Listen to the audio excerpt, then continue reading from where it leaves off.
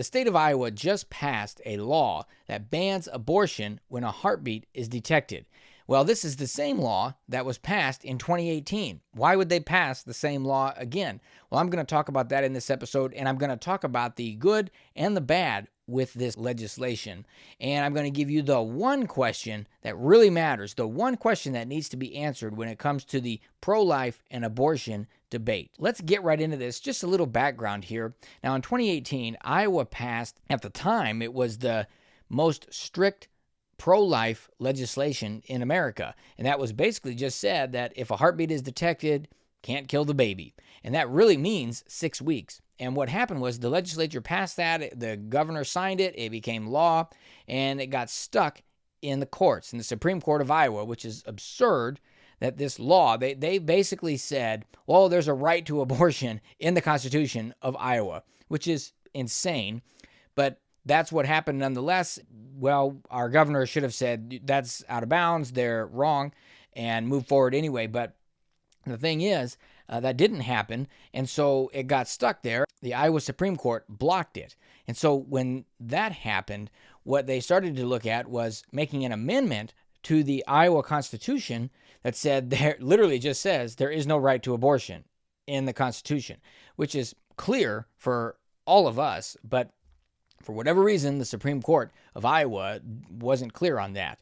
Well, what happened is it's been years later. Now many other states have passed similar laws and even more stringent laws. Praise God for that. And Iowa, it has now circled back around to pass the same law again. Well, recently, about a month ago, and I'm recording this on July 14th, 2023, but a month ago, the Supreme Court took up, basically decided not to strike down that ban. It was a deadlock. It was a 3-3, and they basically decided that they weren't going to make a decision on it. And Governor Kim Reynolds said the Iowa Supreme Court questioned whether this legislature would pass the same law they did in 2018. So she called a special session just to talk about this. And what they did last Tuesday was they talked about exactly this, and it went until 11 at night. And it got passed through the House and the Senate, and then today she signed the bill into law, and it is effective immediately. Now, I mentioned clearly what the bill says. It prohibits all abortions after doctors detect cardiac activity in the baby. And so that basically occurs at 6 weeks. You can start to hear the heartbeat of a baby at 6 weeks old inside the womb. And so we praise God for that. It is absolutely incredible. Now, I mentioned there was the good and the bad with this bill. And the good is that it is saving lives. It will save lives. And the bad about this bill is that there are still abortions that will take place. And that means that the abortion pills and those sorts of things, and that can happen before 6 weeks and all that, those can still be used.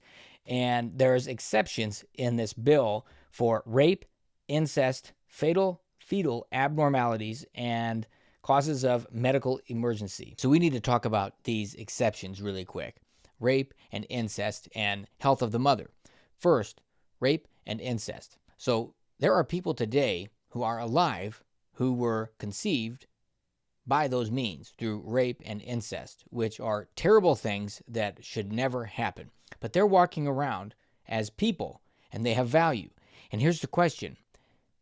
Did they have value the moment after they were born? Did they have value a few months before they were born? Did they have value at conception? What's the difference? You see, if a baby is conceived in one of these horrible circumstances and they were standing next to you 2 years later, could the mom decide then to take their life? Of course not. You would say, no, that's a person. So what's the difference? It's a difference in time and location. That's it. It's the same person. That's the issue. And when they talk about the health of the mother, it's actually very unlikely that an abortion would be good for a mother. It's very traumatic for a woman's body. Usually when a mother's life is in danger, the better thing to do is induce labor, to have the baby early. Now, of course, that should be an option, okay? Now, the other idea of like a fallopian tube pregnancy or ectopic pregnancy and those sorts of things, those are different because a baby cannot survive in a fallopian tube. And so that's a different situation altogether. So these are important to think about. We need to have the same reasoning inside, outside, up, down, left, right, However, we're taking this all the way down to the base, all the way to the end, we need to use the same reasoning. And a life is a life. So we got to keep that in mind when we're talking about these exceptions. I know a lot of people have compassion on women who are in these horrible circumstances, but the problem is it's still a life, and that is that. And so two wrongs don't make a right. And so these are horrible circumstances that we should wish on nobody. Absolutely nobody. And of course we don't. But a life is a life. And so that's what we need to be protecting. I'm going to give you that one question I mentioned here in just a minute. But there's two camps in this, really. There were some Republicans that voted against this. And I can understand both sides of this. One camp says, hey, any legislation that we can do to limit the number of babies that are killed is good legislation, even if it's not perfect. We want to keep going that direction. And I can definitely sympathize with that. That happens to be the position that I take. The other is we don't want to pass any legislation that is not an absolute abolition, absolute elimination of abortion. Now, I would love that. That is what we need. That is where this is going, because it's a human rights issue for the baby. That's right. Now, the issue, I'm going to give you that one question here in just a minute. But first, I watched some of the debate, and I was watching it like 10 or 10:30 at night on Tuesday. And one of the questions came up that they said, well, what about, are they going to be charged with a criminal offense, the doctors, if they kill a baby after this? And obviously, they don't use that language, but they're worried that the doctor it's going to be criminalized. And my thought is, well, yeah. I mean, if it's a life, it's a life, period. And that should be the case today. Now, the legislature said that's not really what this bill is for. But, I mean, what's the purpose of a law if there's not a punishment for breaking the law? I mean, it makes no sense.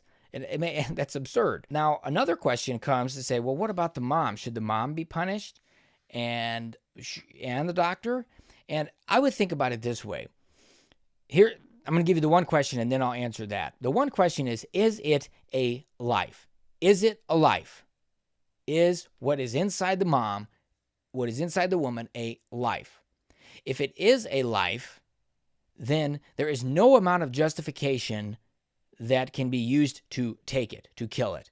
No amount of justification, because it's the same life that 9 months later is going to be laying outside the womb. 2 years later is going to be standing next to you. It's the same life. Now, if it's not a life, okay, then no justification is needed. Do what you want. So the question is it a life? That's really the question.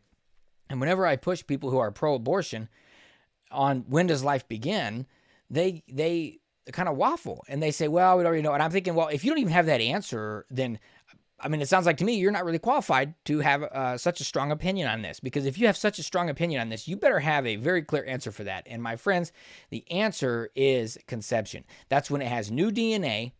The baby has its own DNA, unique from the mother and the father at conception.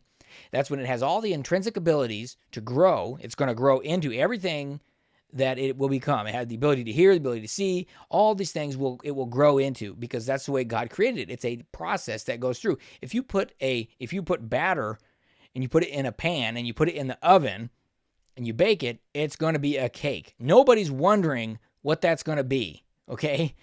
And you destroyed a cake. If you take it out when it's halfway done, you destroyed the cake, okay? Nobody's wondering what that was going to be. And it's a clumsy analogy. It's silly, but it's true. I mean, a baby is a baby. A person is a person. And the Constitution, we have inalienable rights from God that are protected by the government. The government's to protect them. And here we are, the government trying to not protect them, to take away those rights.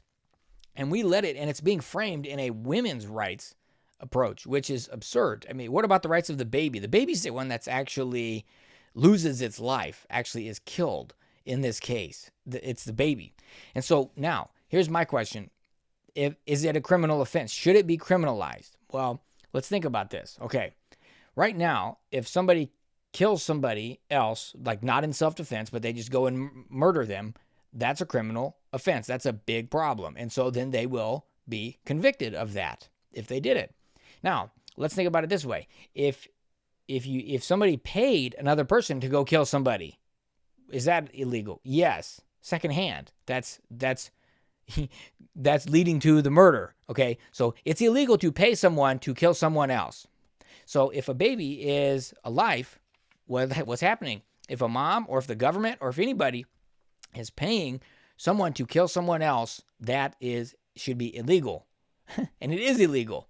And so if a baby is a baby, alive at conception, which it is, well, then we have a clear answer there. Now, what should those penalties be? That's a topic for another discussion, and whether it should be the same as outside the womb or not. And the problem is, if there are only punishments for the doctors, then we would still have self-inflicted abortions. I mean, that's obviously the case. And so to what extent the punishment should be, I think, is a debate that we need to have.